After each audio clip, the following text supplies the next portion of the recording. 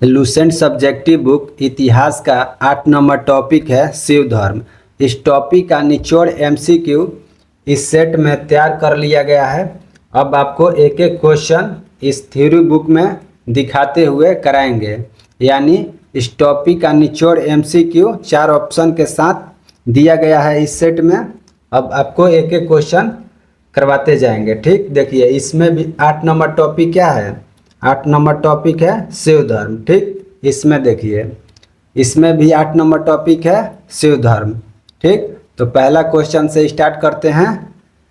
देखिए इसमें पहला प्रश्न है, क्वेश्चन को पढ़िए पहले, उसके बाद थ्योरी बुक में देखेंगे इसका उत्तर क्या होगा।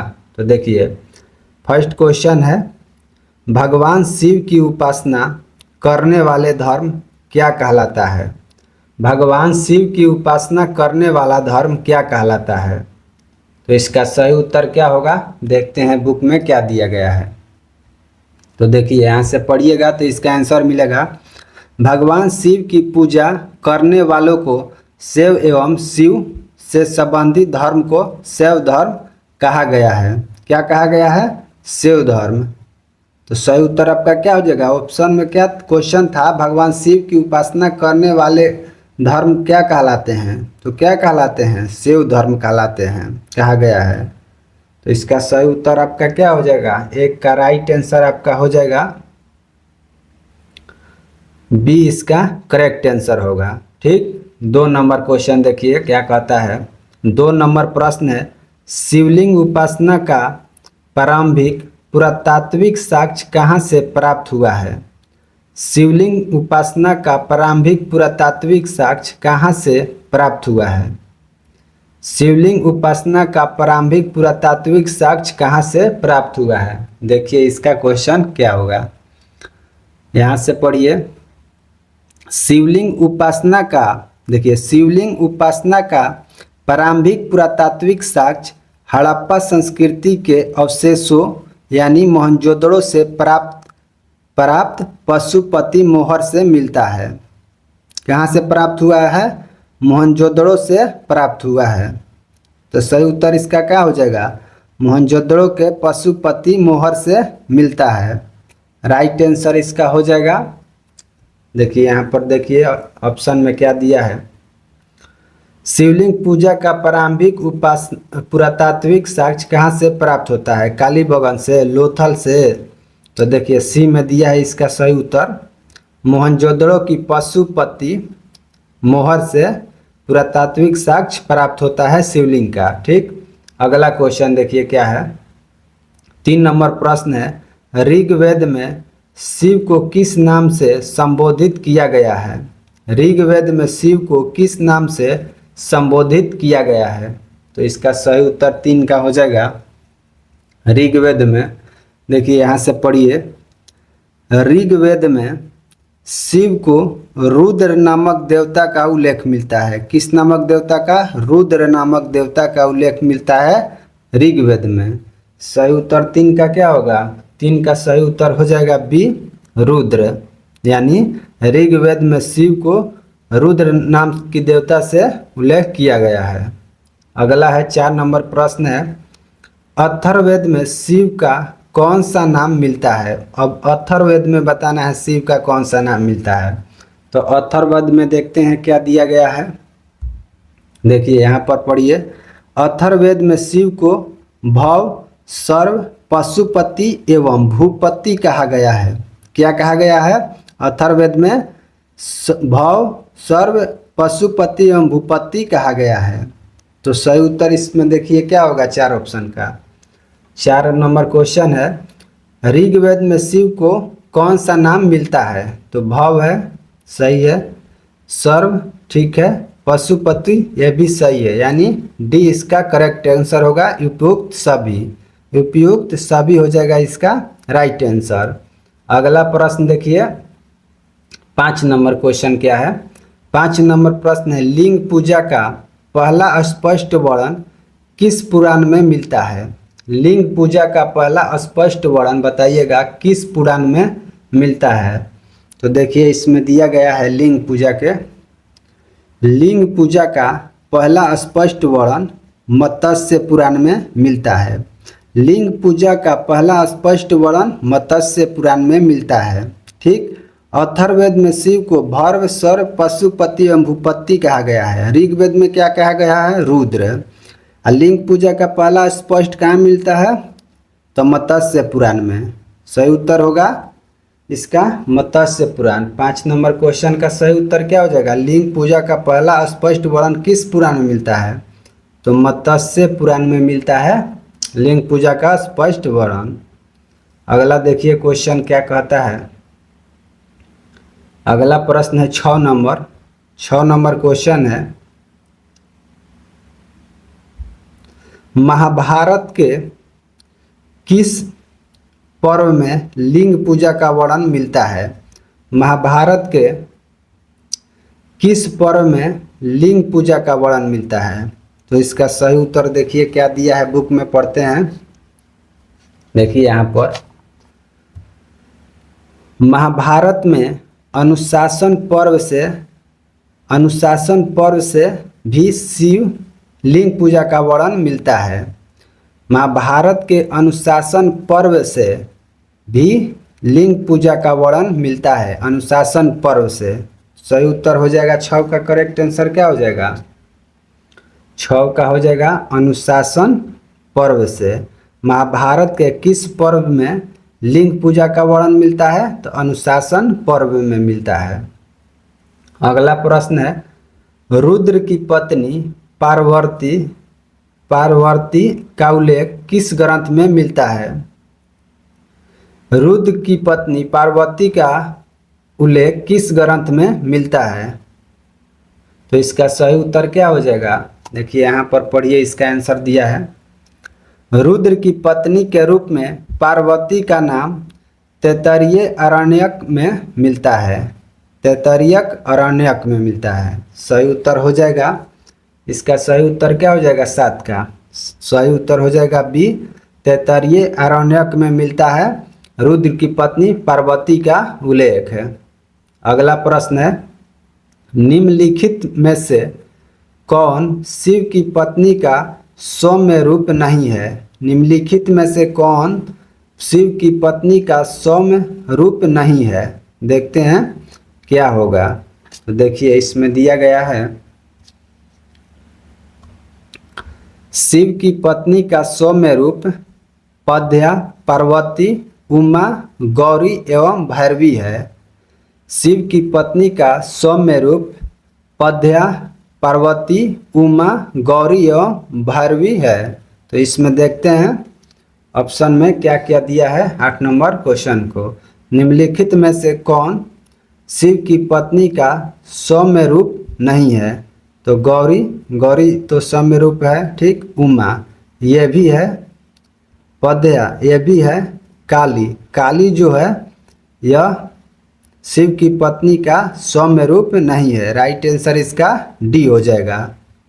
अगला 9 नंबर प्रश्न है, वामन पुराण के अनुसार शैव संप्रदाय की संख्या कितनी है? वामन पुराण के अनुसार बताइएगा शैव संप्रदाय की संख्या कितनी है? तो वामन पुराण के अनुसार शैव संप्रदाय की संख्या देखते हैं कितनी है। तो देखिए इस बुक में पढ़िएगा तो आपको मिल जाएगा वामन पुराण। ठीक। वामन पुराण में शैव संप्रदाय की संख्या 4 बताई गई है। कितनी बताई गई है? 4 बताई गई है। सही उत्तर क्या हो जाएगा इसका? तो सही उत्तर 9 नंबर क्वेश्चन का हो जाएगा, वामन पुराण के अनुसार शैव संप्रदायों की संख्या कितनी है? 4 बताई गई है।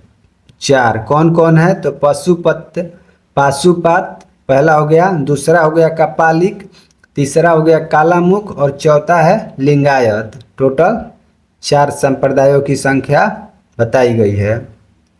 अगला क्वेश्चन देखिए 10 नंबर प्रश्न है, निम्नलिखित में से कौन शैव संप्रदाय नहीं है? इन चारों में से बताना है निम्नलिखित में से कौन शैव संप्रदाय नहीं है। तो 4 शैव संप्रदाय है। देखिए कौन कौन है, एक बार बुक में भी देख लीजिए आप।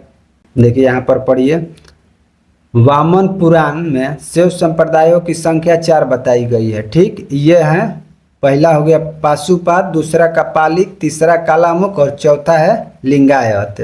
तो देखते हैं इन चारों में से कौन नहीं है ऑप्शन में। देखिए 10 नंबर प्रश्न देखिए, निम्नलिखित में से कौन से संप्रदाय नहीं है। तो पशुपत संप्रदाय जो है ये है, आजीवक जो है ये नहीं है, आजीवक नहीं है। कालामुख है, कपालिक ये भी है। आजीवक जो है ये शैव संप्रदाय नहीं है। सही उत्तर इसका बी हो जाएगा। राइट आंसर क्या होगा? बी।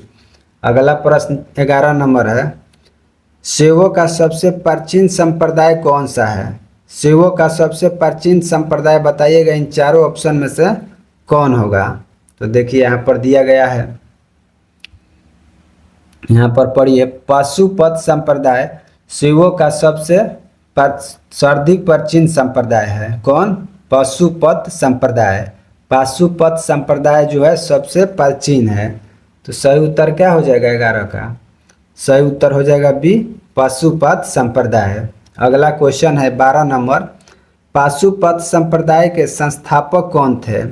पाशुपत संप्रदाय के संस्थापक बताइएगा कौन थे। तो देखिए यहाँ पर दिया गया है पाशुपत संप्रदाय के संस्थापक। देखिए पाशुपत संप्रदाय शैवों का सर्वाधिक प्राचीन संप्रदाय है, ठीक। इसके संस्थापक कौन है? तो लकुलिश थे। कौन थे? लकुलिश थे, जिन्हें भगवान शिव के 18 अवतारों में से एक माना जाता है। इसके संस्थापक कौन है? पाशुपत संप्रदाय के लौलिश हैं, लकुलिश हैं। कौन है? सॉरी देखिए आपसे, देखिए आप लोग, पाशुपत संप्रदाय शैवों का सर्वाधिक प्राचीन संप्रदाय है, ठीक। इसके संस्थापक कौन है? लकुलिश हैं, लकुलिश, जिन्हें भगवान शिव के 18 अवतारों में से एक माना जाता है। सही उत्तर क्या हो जाएगा इसका? सही उत्तर हो जाएगा 12 का लकुलिश, इसका करेक्ट आंसर हो जाएगा। 13 नंबर क्वेश्चन है, पाशुपत संप्रदाय के अनुयायी क्या कहलाते थे। पाशुपत संप्रदाय के अनुयायी क्या कहलाते थे। देखिए इसमें क्या दिया गया है, पाशुपत। देखिए यहाँ से पढ़िए, पाशुपत संप्रदाय के अनुयायी पंचार्थी कहा गया है। पाशुपत संप्रदाय के अनुयायियों को क्या कहा गया है? पंचार्थी के। सही उत्तर हो जाएगा इसका 13 का। पाशुपत संप्रदाय को क्या कहलाते थे? तो पंचार्थी कहलाते थे। राइट आंसर हो जाएगा बी, पंचार्थिक। अगला है 14 नंबर क्वेश्चन है, पाशुपत संप्रदाय का प्रमुख सैद्धांतिक ग्रंथ कौन सा है। पाशुपत संप्रदाय का प्रमुख सैद्धांतिक ग्रंथ कौन सा है। तो इसका सही उत्तर 14 का क्या हो जाएगा? देखिए इसमें पढ़िए, देखिए यहाँ से पढ़िएगा तो इसका आंसर मिलेगा, पाशुपत संप्रदाय के अनुयायियों को पंचार्थी कहा गया है। इस मत के प्रमुख सैद्धांतिक ग्रंथ जो है पाशुपत सूत्र है। कौन है? पाशुपत सूत्र है, पाशुपत सूत्र। सही उत्तर हो जाएगा इसका 14 क्वेश्चन का आंसर हो जाएगा पाशुपत सूत्र होगा, पाशुपत सूत्र। पाशुपत संप्रदाय का प्रमुख सैद्धांतिक ग्रंथ कौन सा है? तो पाशुपत सूत्र है। अगला प्रश्न है, कपालिक संप्रदाय के इष्ट देव कौन थे। कपालिक संप्रदाय के इष्ट देव कौन थे। तो कपालिक संप्रदाय के इष्ट देव देखते हैं कौन थे। तो देखिए यहाँ पर, यहाँ से पढ़िए, कपालिक संप्रदाय के इष्ट देव भैरव थे। क्या थे? भैरव। कपालिक संप्रदाय के इष्ट देव भैरव थे। इस संप्रदाय का प्रमुख केंद्र श्रीशैल नामक स्थान था, श्रीशैल नामक स्थान था, ठीक। तो कपालिक संप्रदाय के इष्ट देव क्या है पूछा है क्वेश्चन में, तो भैरव थे। क्या थे? भैरव। 15 नंबर क्वेश्चन का सही उत्तर क्या हो जाएगा? बी इसका सही उत्तर हो जाएगा। कपालिक संप्रदाय के इष्ट देव कौन थे? तो भैरव थे। अगला प्रश्न 16 नंबर है, कालामुख संप्रदाय के अनुयायियों को शिव पुराण में क्या कहा गया है। कालामुख संप्रदायों के अनुयायी कालामुख संप्रदाय के अनुयायियों को शिव पुराण में क्या कहा गया है? तो उन्हें क्या कहा गया है शिव पुराण में? देखिए यहाँ पर दिया गया है। देखिए इस वीडियो को देखने से पहले आप एक बार बुक पढ़ लीजिएगा, उसके बाद वीडियो देखिएगा तो आपको वीडियो देखने में अच्छा लगेगा, इंटरेस्ट बढ़ जाएगा आपको हर क्वेश्चन को देखने का। तो देखिए क्वेश्चन था कालामुख संप्रदाय, तो देखिए यहाँ पर दिया गया है कालामुख संप्रदाय के अनुयायियों को शिव पुराण में महावरतधर कहा गया है। क्या कहा गया है? महावरतधर। तो सही उत्तर इसका क्या हो जाएगा? 16 नंबर क्वेश्चन का सही उत्तर आपका क्या होगा? महावरतधर कहा गया है। कालामुख संप्रदाय के अनुयायियों को शिव पुराण में क्या कहा गया है? महावरतधर। महावरतधर कहा गया है। ठीक, अगला क्वेश्चन देखते हैं 17 नंबर। अगला 17 नंबर क्वेश्चन है लिंगायत संप्रदाय के अनुयायी किस नाम से भी जाने जाते हैं? लिंगायत संप्रदाय के अनुयायी किस नाम से भी जाने जाते हैं? तो इसका सही उत्तर देखिए क्या दिया गया है, लिंगायत संप्रदाय के पूछा है। तो देखिए यहाँ पर पढ़िए बुक को, लिंगायत संप्रदाय के बारे में। तो देखिए यहाँ से पढ़िए, लिंगायत संप्रदाय दक्षिण भारत में प्रचलित था। ठीक, इन्हें जंगम भी कहा जाता है। क्या कहा जाता है? इन्हें जंगम भी कहा जाता था। ठीक, इस संप्रदाय के लोग शिवलिंग की उपासना करते थे। लिंगायत संप्रदाय दक्षिण भारत में प्रचलित था। ठीक, दक्षिण में प्रचलित था। इन्हें जंगम भी कहा जाता था। क्या कहा जाता था? जंगम। सही उत्तर 17 का क्या हो जाएगा? 17 का सही उत्तर आपका हो जाएगा इन्हें जंगम भी कहा जाता था। राइट आंसर बी होगा जंगम। अगला क्वेश्चन है लिंगायत संप्रदाय मुख्यतः भारत के किस भाग में प्रचलित था? लिंगायत संप्रदाय मुख्यतः भारत के किस भाग में प्रचलित था? तो इस किस भाग में प्रचलित था यहाँ पर अभी देखे हैं आप। लिंगायत संप्रदाय जो है दक्षिण भारत में प्रचलित था। कहाँ पे? दक्षिण भारत में। सही उत्तर हो जाएगा 18 का दक्षिण भारत इसका सही उत्तर होगा। 19 नंबर प्रश्न है लिंगायतों का प्रमुख धार्मिक ग्रंथ कौन सा है? इन चारों ऑप्शन में बताना है लिंगायतों का प्रमुख धार्मिक ग्रंथ कौन सा है। तो धार्मिक ग्रंथ देखिए क्या दिया है। देखिए शून्य संपादने जो है, शून्य संपादने लिंगायतों का प्रमुख धार्मिक ग्रंथ है। शून्य संपादने जो है लिंगायतों का मुख्य धार्मिक ग्रंथ है। सही उत्तर हो जाएगा इसका 19 का सही उत्तर क्या होगा? शून्य संपादने। राइट आंसर बी होगा। अगला है 20 नंबर क्वेश्चन। बसव पुराण के अनुसार लिंगायत संप्रदाय के प्रवर्तक कौन थे? बसव पुराण के अनुसार लिंगायत संप्रदाय के प्रवर्तक बताइएगा कौन थे। देखिए इसमें क्या दिया गया है, यहाँ से पढ़िएगा तो आपको क्वेश्चन का आंसर इसका मिलेगा। बसव पुराण में लिंगायत संप्रदाय के प्रवर्तक अल्लभ प्रभु तथा उनके शिष्य बसवत्रा को बताया गया है। इस संप्रदाय को वीरशैव संप्रदाय भी कहा जाता है। तो इसका सही उत्तर क्या हो जाएगा? अल्लभ प्रभु तथा उनके शिष्य बसवत्रा इसका करेक्ट आंसर हो जाएगा। देखिए इसमें देखते हैं सही उत्तर क्या होगा 20 का। बसव पुराण के अनुसार लिंगायत संप्रदाय के प्रवर्तक कौन थे? तो अभी आप देखे हैं अल्लभ प्रभु एवं बसवत्रा। बसवत्रा जो थे अल्लभ प्रभु के शिष्य थे। सही उत्तर हो जाएगा क्या? राइट आंसर इसका हो जाएगा 20 का करेक्ट आंसर हो जाएगा 20 नंबर क्वेश्चन का। ठीक, आपको 20 क्वेश्चन इस बुक में दिखाते हुए करा दिए।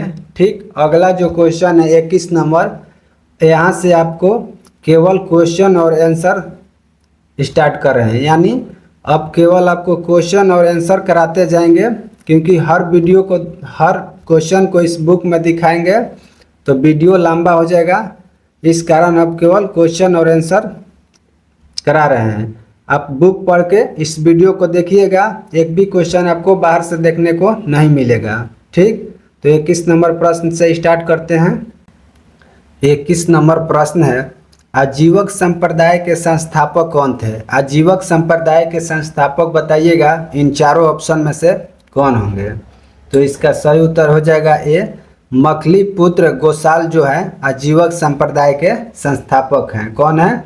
मखली पुत्र गोसाल। आजीवक संप्रदाय की स्थापना मखली पुत्र गोसाल ने की थी। अगला प्रश्न देखिए, अगला क्वेश्चन है 22 नंबर, घोर अक्रियावादी मत का संबंध किससे है? घोर अक्रियावादी मत का संबंध किससे है? तो इसका सही उत्तर हो जाएगा पूरन कश्यप से है। किससे है? पूरन कश्यप से है, इसका सही उत्तर होगा। यानी बुद्ध काल में घोर अक्रियवादी मत के प्रतिपादक कौन थे? तो पूरन कश्यप, जिसका अर्थ है कर्म के फल को ना मानने वाले। अगला क्वेश्चन है, निम्नलिखित में से कौन सा संप्रदाय संस्थापक का सही युग्म है? निम्नलिखित में से कौन सा संप्रदाय और संस्थापक का सही युग्म है? तो 23 नंबर प्रश्न का देखते हैं सही उत्तर क्या होगा। देखिए, यदृच्छावाद जो है आचार्य अजित गलत है। अनिश्चयवादी जो है संजय वेटलीपुत्र, ये जो है सही है। तो राइट आंसर इसका बी हो जाएगा। अनिश्चयवादी संप्रदाय के संस्थापक जो हैं संजय वेटलीपुत्र हैं। सही उत्तर 23 का क्या होगा? 23 का करेक्ट आंसर हो जाएगा बी, इसका करेक्ट आंसर होगा। अगला प्रश्न है 24 नंबर। 24 नंबर क्वेश्चन कहता है, वसुवात्रा ने किस प्रथा का कड़ा विरोध किया था? वसुवात्रा ने किस प्रथा का कड़ा विरोध किया था? तो इसका सही उत्तर हो जाएगा 24 का ए, जाति प्रथा का विरोध किया था। समाजी सुधारक वसुवात्रा ने समाज में व्यापक जाति प्रथा और ऊंच नीच के भेदभाव का कड़ा विरोध किया था। सही उत्तर इसका हो जाएगा ए। अगला प्रश्न है, वसुवात्रा ने निम्नलिखित में से किस प्रथा को अस्वीकार किया? वसुवात्रा ने निम्नलिखित में से किस प्रथा को अस्वीकार किया? तो इसका सही उत्तर 25 का क्या हो जाएगा? ए, तीर्थ यात्रा को अस्वीकार किया था। तीर्थ यात्रा यानी वसुवात्रा ने मूर्ति पूजा तथा तीर्थ यात्रा जैसी प्रथाओं को अस्वीकार कर आंतरिक भक्ति पर जोर दिया। अगला प्रश्न है, वसुवात्रा ने किस सामाजिक प्रथा का समर्थन किया? वसुवात्रा ने किस सामाजिक प्रथा का समर्थन किया? सही उत्तर हो जाएगा विधवा विवाह का। राइट आंसर क्या हो जाएगा? विधवा विवाह। लिंगायत आंदोलन के दौरान वसुवात्रा ने समाज सुधार हेतु विधवा विवाह को पूर्ण समर्थन किया था। ठीक, अगला प्रश्न है 27 नंबर क्वेश्चन। देखिए क्या है 27 नंबर प्रश्न है। 27 नंबर क्वेश्चन है,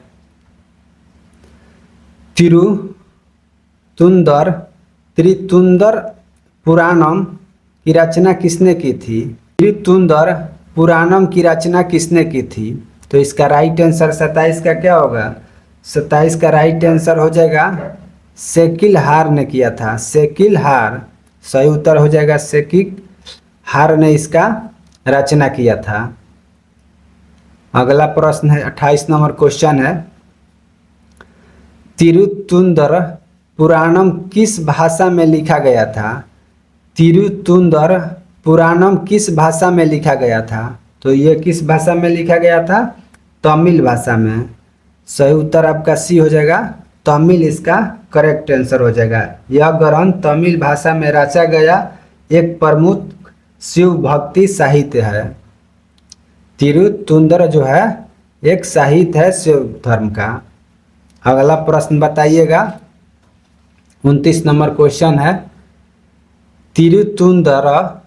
तिरुतुंदर पुराणम को तमिल शैव परंपरा में किस रूप में माना जाता है?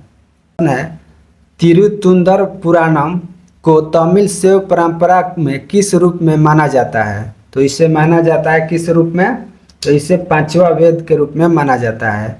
राइट आंसर ए हो जाएगा पांचवा वेद, यानी तमिल शैव परंपरा में तिरुतुंदरम पुराणम को अत्यधिक पवित्र मानते हुए पांचवा वेद की उपमा दी गई है। ठीक, 30 नंबर क्वेश्चन जो है देखते हैं क्या है।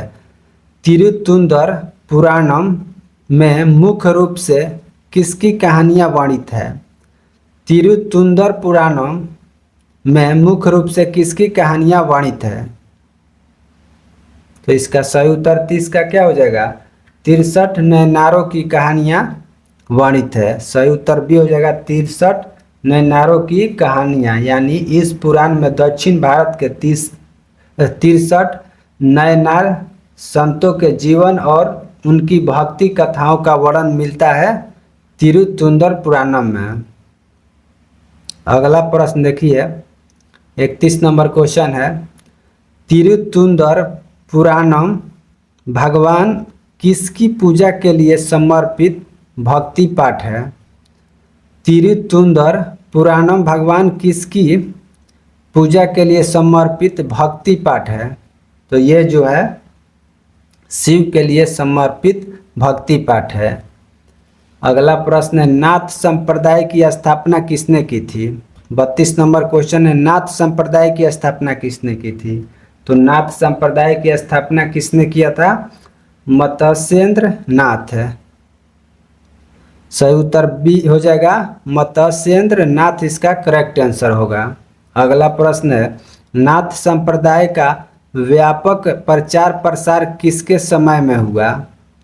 नाथ संप्रदाय का व्यापक प्रचार प्रसार किसके समय में हुआ? तो इसका प्रचार जो है गोरखनाथ के समय में हुआ था, यानी नाथ संप्रदाय का सबसे व्यापक प्रचार प्रसार और संगठन मत्स्येंद्र नाथ के शिष्य बाबा गोरखनाथ के समय में हुआ था।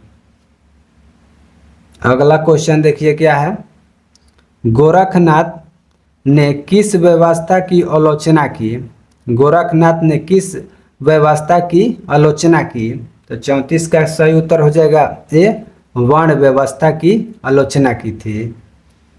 35 नंबर प्रश्न है, गोरखनाथ द्वारा प्रतिपादित सिद्धांत को किस नाम से जाना जाता है? गोरखनाथ द्वारा प्रतिपादित सिद्धांत को किस नाम से जाना जाता है? तो 35 का सही उत्तर क्या हो जाएगा? ए, तंत्र नाम से जाना जाता है, यानी गोरखनाथ द्वारा प्रतिपादित हठ योग और साधन पद्धति का आधार तंत्र माना जाता है, जिसमें शरीर शुद्धि और ध्यान पर बल दिया गया है। 36 नंबर प्रश्न है, नाथ संप्रदाय की सदस्यता किस आधार पर सभी के लिए खुली थी? नाथ संप्रदाय की सदस्यता किस आधार पर सभी के लिए खुली थी? तो इसका सही उत्तर हो जाएगा जाति भेद के बिना। जाति भेद के बिना सभी के लिए खुली थी नाथ संप्रदाय की सदस्यता। राइट आंसर इसका क्या हो जाएगा? ये इसका करेक्ट आंसर होगा। 37 नंबर प्रश्न देखिए। 37 नंबर क्वेश्चन है,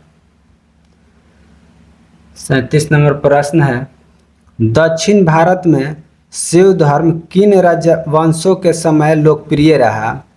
दक्षिण भारत में शिव धर्म किन राजवंशों के समय लोकप्रिय रहा? तो 37 का सही उत्तर क्या हो जाएगा? ए,